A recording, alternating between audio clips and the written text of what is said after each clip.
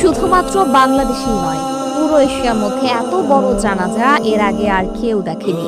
শরীফ ওসমান হাদির জানাজার মধ্য দিয়ে অবিস্মরণীয় এক রেকর্ড করল বাংলাদেশ। আমাদের দেশের সবচেয়ে বড় জানাজা বিবেচনা করা হয় প্রেসিডেন্ট জিয়াউর রহমান কিংবা আল্লামা দেলোয়ার হোসেন সাঈদীর জানাজাকে। তবে সব দিক দিয়ে পূর্বের সব জানাজাকে ছাড়িয়ে গিয়েছে ওসমান হাদির জানাজা। যদিও আল্লামা সাঈদীর জানাজা আওয়ামী লীগ সরকার ঠিকঠাকভাবে সম্পন্ন করতে দেয়নি, অন্যথায় আল্লামা সাঈদীর জানাজায় আরো অনেক মানুষের সমাগম হতো। অনেকেই বলছেন এমন জানাজা প্রত্যেক মুসলমানের লালিত স্বপ্ন, যা খুব কম মানুষের ভাগ্যেই থাকে।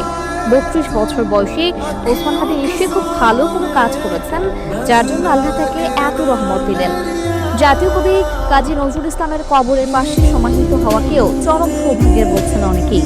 এদিকে শনিবার দুপুর ২:৩০টায় শহীদ ওসমান হাদির জানাজা অনুষ্ঠিত হয়। তার বড় ভাই জানাজায় ইমামতি করেন। দুপুর ১টার মধ্যে জাতীয় সংসদের দক্ষিণ প্লাজার দুটি বড় মাঠ মানুষে পরিপূর্ণ হয়ে যায়। এরপর মানুষের উপস্থিতিতে মানিক মিয়া অ্যাভিনিউর বিশাল রাজপথ ছাপিয়ে ফার্ম গেটের খামার বাড়ি আসাদ গেট পর্যন্ত পরিপূর্ণ হয়ে যায়। ওই দিন চিনমন্ত্রী সম্মেলন কেন্দ্র পর্যন্ত ছিল মানুষ আর মানুষ।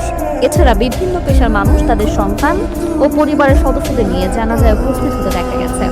এ সময় তুমি কে আমি কে, হাদি হাদি, আমরা সবাই হাদি হব, এমন স্লোগান দিতে দেখা গেছে।